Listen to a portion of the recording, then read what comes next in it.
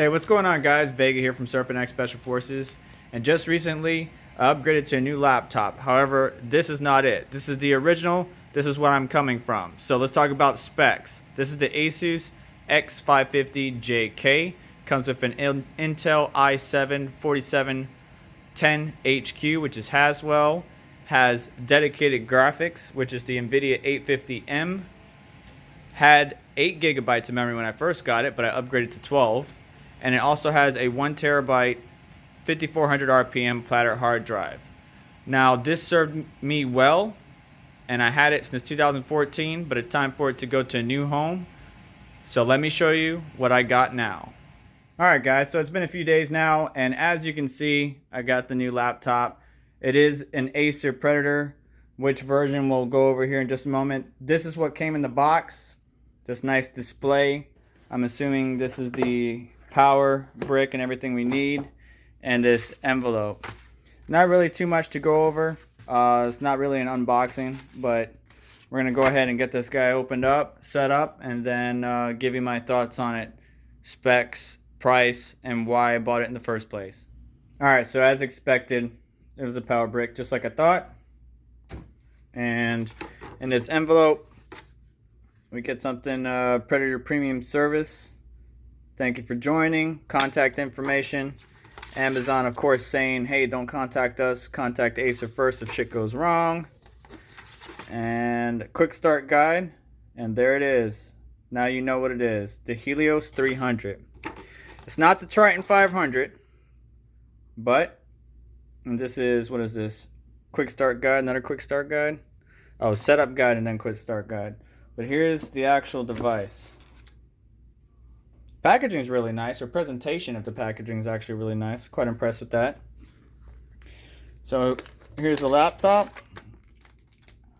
Pretty nice, pretty light, not too bad.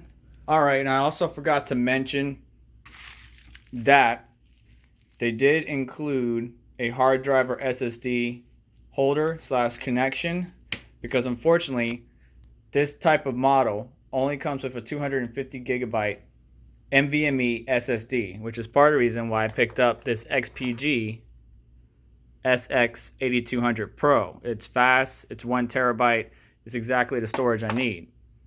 So, this laptop doesn't come with a lot of storage, but you can easily upgrade it not only with a hard drive or SSD, but with additional NVMe storage. And look at the vents on this guy.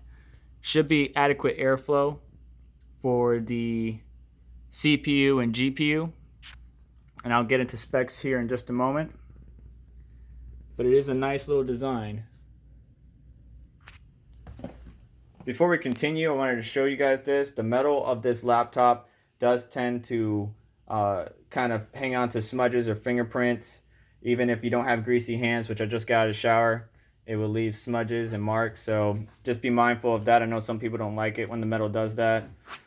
And I wanted to take a look at the internals. Acer did a really good job of allowing this laptop to be repairable or upgradable. We got 4 screws up front, 3 in the center, and then 3 towards the back of the laptop. I do like the airplane aesthetics with the caution hot by the heat sinks. It's pretty nice.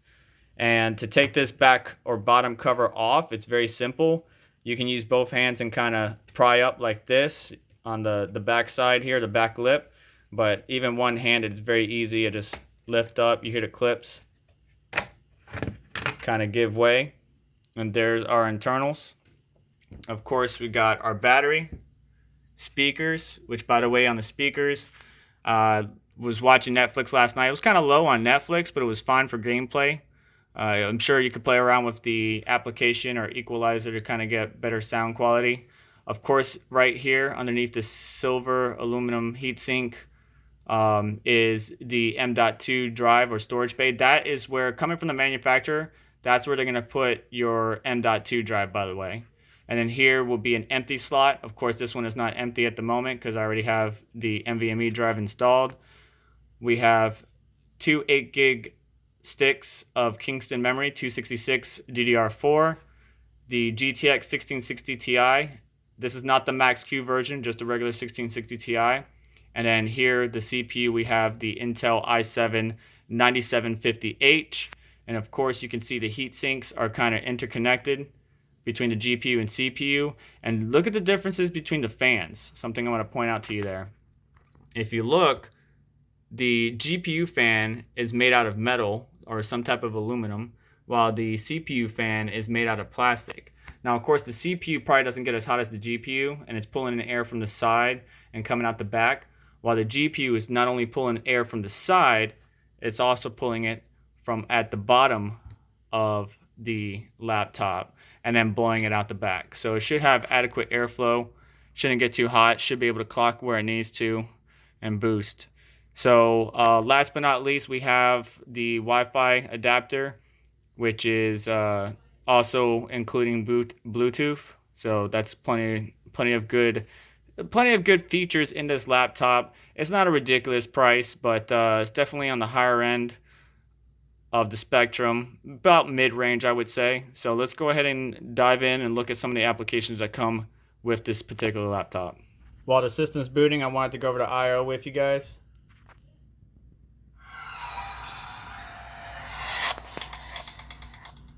So if I could get the focus, we got Type-C, USB 3.1, mini display port, HDMI 2.0. Then we have the Kensington lock, power, Ethernet, two more USB 3.1s, headset, and mic. And then for aesthetics, we got a nice little Predator logo back here. Alright, so here we are on the desktop, and unfortunately I can't use OBS or Shadow Play to capture my screen. It will only allow me to stream or capture my screen if I'm in-game, not on the desktop, unfortunately.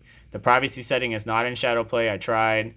I also set OBS inside Nvidia control panel to Nvidia GPU only, but it still wouldn't work. So that's a different video for a different day.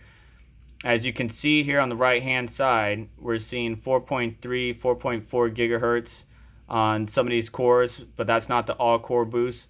The single core boost is 4.5 gigahertz, while the all core boost is 4.2. Max CPU temp was 73C is what we saw. Averaging during idle was around 34, 35.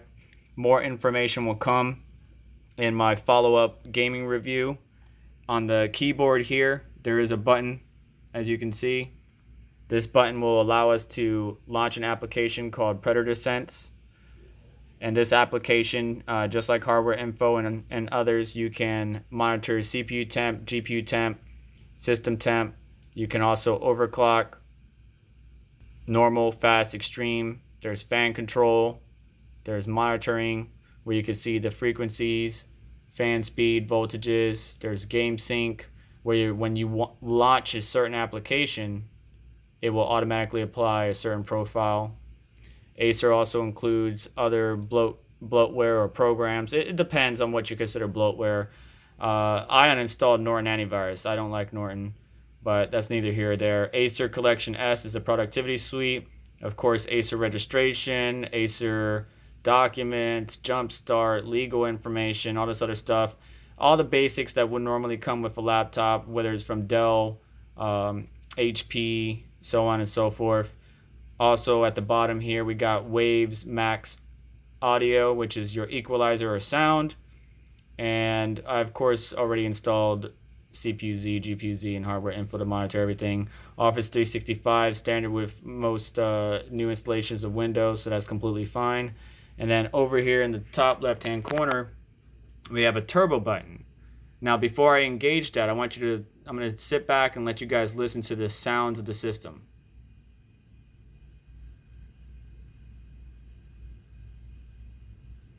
Now, watch what happens when I hit the turbo button.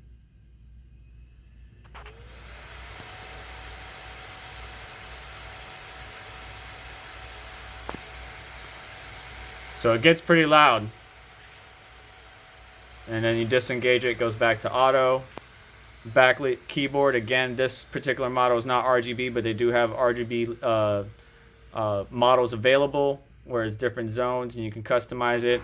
But for the price, it can't go wrong. I mean, 1660 Ti is definitely a great card. The CPU, while it's not as overclockable as maybe other mobile CPUs, it's certainly capable. 144 hertz refresh rate in CSGO was definitely nice.